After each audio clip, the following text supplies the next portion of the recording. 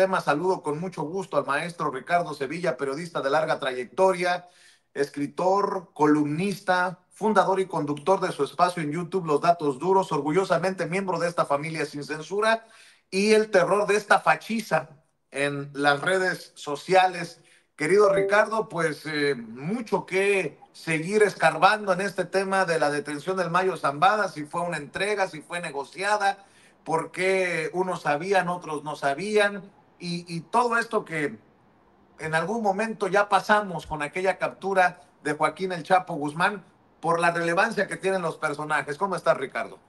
Estoy muy bien, mi querido Vicente, público memorioso, y la verdad es que todos sabían, todos los implicados sabían perfectamente, pero están jugando el juego de la política. Yo he estado siguiendo muy detenidamente este tema desde el día de ayer. Hace tiempo que leo los trabajos, unos especulativos y otros no tanto, sobre Ismael El Mayo Zambada, aquel libro de cuerpo entero escrito y publicado por Julio Scherer García, todavía en ese momento líder moral del periodismo en México, inaugurador y jefe de periodistas allá en la revista Proceso, nombre, por cierto, de un gran libro de Franz Kafka. Mira, Vicente, esta captura de Ismael El Mayo Zambada, uno de los líderes del cártel de Sinaloa, porque hay varios líderes, y de eso no se está hablando absolutamente nada, ojalá que se haga, pero es sin duda un golpe importante contra el narcotráfico en este país. Sin embargo,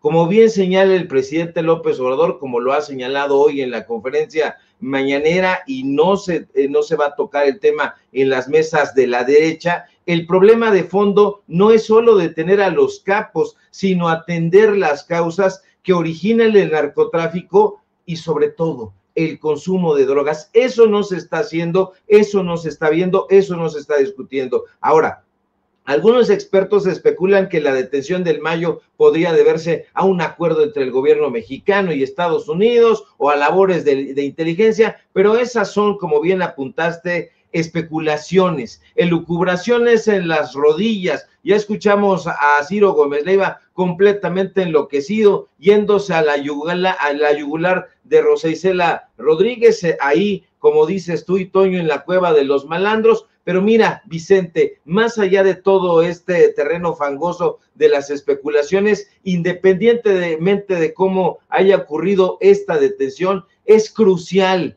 que las autoridades en sus diferentes áreas de responsabilidad aprovechen esta oportunidad para de verdad desmantelar la estructura del cártel, de ese y otros cárteles, y cortar de tajo sus fuentes de financiamiento. Pero eso francamente está difícil, porque a esta hora tenga usted la certeza de que ya hay un nuevo y lúgubre personaje al frente del cártel de Sinaloa. Ya está ahí, ya estaba ahí, solamente se estaba anidando, y la historia del narcotráfico en este país es justamente esa: personajes agazapados en la oscuridad, esperando su momento, esperando su oportunidad tétrica de estar al frente de un cártel. Pero más allá de eso, es fundamental, Vicente, que México y otros países afectados por el narcotráfico implementen urgentemente una estrategia integral que aborde de verdad las raíces del problema. ¿Y cuáles son esas mentadas raíces de las que nadie quiere hablar? Pues la pobreza, la falta de oportunidades y desde luego el consumo de drogas. Solo de esa manera, y es a largo plazo, porque no es tronando los dedos ni imaginándolo, es a largo plazo, solo de esa manera se podrá lograr una verdadera reducción en la violencia y en el crimen organizado. De otra manera no va a ser posible. Ahora, esto implica reconocer que los narcotraficantes, la cultura del narco, forma parte ya de nuestra sociedad, están expuestos a los mismos discursos y valores que todos. Y si no escuchan los cantantes, y si no escuchan la farándula, y si no, pónganle a Netflix o pónganle a Amazon Prime, a lo que quiera, y va a haber toda una cantidad aplastante de series, de corridos y todas esas cosas. En la literatura, lea usted nada más ahí a Elmer Mendoza, por ejemplo, y hasta otros tipejos como el Gachupín Pérez Reverte, atizándole ese tema porque es rentable. Ahora mismo, muchos jóvenes están viendo el narcotráfico como una opción viable debido a la marginación y a la falta de un propósito general en su vida. Eso es sumamente preocupante porque es fundamental evitar que más niños, que más niñas, que más jóvenes se sientan desechables. Se les apodó ninis y se les arrinconó por ahí. Se les necesita brindar, como está haciendo este gobierno, oportunidades, auténticas oportunidades y un sentido de pertenencia a la sociedad. Solo así se podrá romper ese ciclo de violencia y criminalidad que aqueja a México. Una de las principales causas sociales que contribuyen al narcotráfico es precisamente la pobreza, esta falta de oportunidades, esta marginación social, especialmente entre los jóvenes que ven en el narcotráfico una vía de ascenso social y enriquecimiento rápido. Así lo están romantizando. La desigualdad y la injusticia social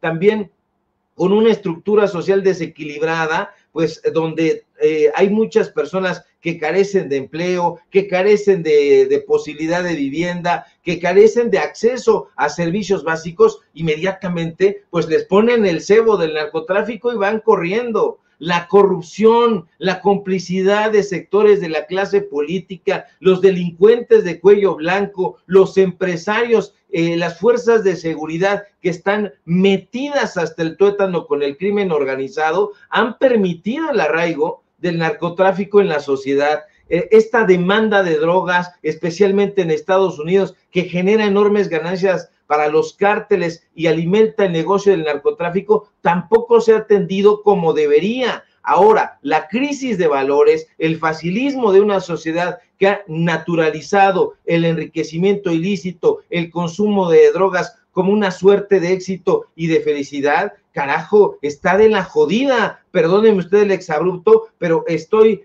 viendo y siguiendo a estos comentócratas de la derecha y está el tema, es que ahora nosotros, dicen algunos tarados en ciertas burbujas pestilentes, ahora nosotros somos los máximos exponentes del narcotráfico en el mundo. Antes era Colombia, antes era Pablo Escolar. A mí esto me parece una grasejada escalofriante, mi querido Vicente, porque fíjate, si me permites ampliarme un poquito más, me llama mucho la atención que el presidente López Obrador revelara que uno de sus héroes, Pablo Escolar, los héroes de la derecha, porque lo han romantizado, hay que decirlo, ese sanguinario capo colombiano, pues quería secuestrar nada más ni nada menos que al Premio Nobel de Literatura Gabriel García Márquez. ¿Y por qué lo quería secuestrar? Por sus calzones, por su capricho, para tenerlo ahí y pedirle que escribiera algo sobre él. Eso es escalofriante, Vicente, porque hay que recordar que Pablo Escolar, el funesto líder del cártel de Medellín, hoy capitalizado como una figura hollywoodesca, fue responsable del secuestro de al menos 10 figuras públicas en la década de los 90. Que no se nos olvide en ningún momento, bueno, no le pido a Ciro ni a estos pendejos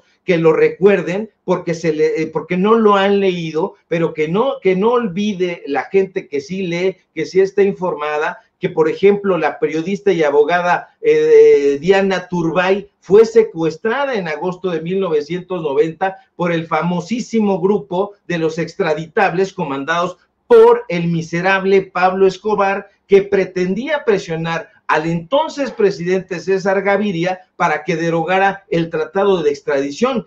Diana Turbay intentó que le concediera una entrevista a Escobar, pero no fue posible, se la negaron, porque ni siquiera la atendía. Se tiene la teoría de que ella era utilizada por el capo como un escudo humano, ya que era trasladada a las fincas donde estaba Escobar. Entonces, ha habido muchísimos casos que es muy escalofriante esto que dice el presidente López Obrador y que lo narra originalmente Julio Scherer García en aquel libro llamado De Cuerpo Entero, donde se hace un retrato precisamente del briago imbécil de Felipe Calderón, que ahorita de estar cagado en los calzones. Los detalles de este secuestro, Vicente, están aquí, de estos 10 secuestros, justamente en el libro Noticia de un secuestro del Gabo García Márquez. La mayoría de los secuestrados fueron liberados después, pero caray, eso debe sentar un precedente que se tiene que evitar, porque se trataba de periodistas, estaba entre ellos el jefe de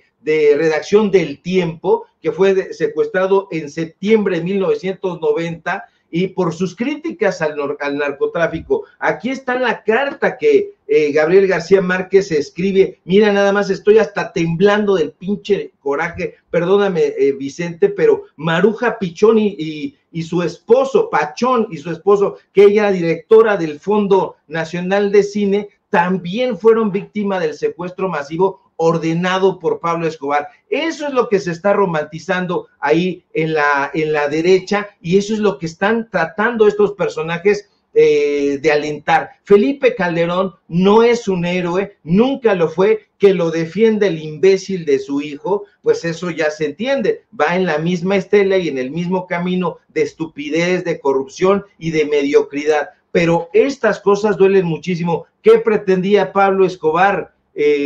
Secuestrar a Gabriel García Márquez y utilizarlo como escudo humano. El Mayo Zambada pretendía probablemente hacer lo mismo con Julio Scherer García. En los detalles de esa entrevista que el presidente López Obrador pide a Jesús Ramírez que ponga en la portada de la revista Proceso, si usted puede leerlo, son completamente escalofriantes, porque vendan los ojos del periodista, lo llevan y ahí está sentado un personaje, esta revista precisamente.